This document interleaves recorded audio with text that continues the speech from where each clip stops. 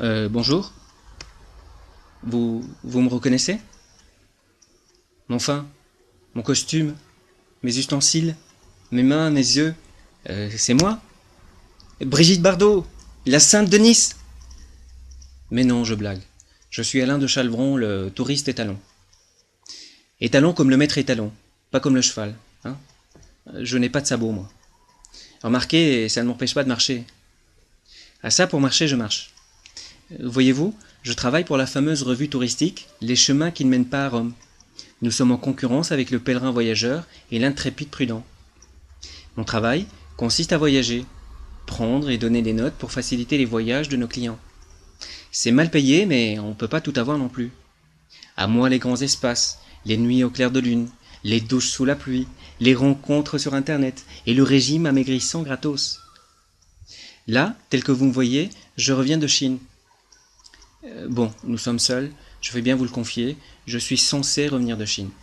Je suis parti il y a 3 mois, mais arrivé à Strasbourg, je suis tombé sur un copain de l'armée, un Suisse, Esposito, et il m'a invité chez lui, il est cuisinier.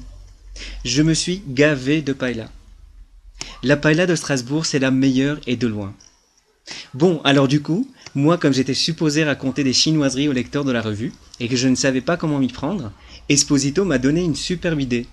Nous sommes allés manger au Dragon de Feu, un restaurant chinois rue des Belges à Strasbourg, et j'ai interviewé le patron et les employés du resto. Oh, vous savez, on pratique souvent ça, nous les reporters internationaux, nous sommes de grands débrouillards. Tiens, une fois, j'ai fait le Mexique dans une agence de voyage de la rue Picpus, les lecteurs étaient très contents. Je vous dis pas comment ils étaient sympas au Dragon de Feu. Tiens, j'ai pris des notes en vue de mon article.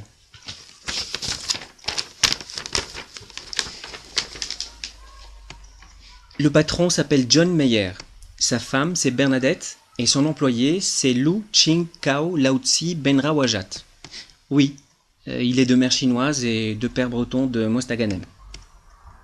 La capitale de la Chine c'est Pékin. Oui, c'est là que je suis allé, sans vraiment y être allé.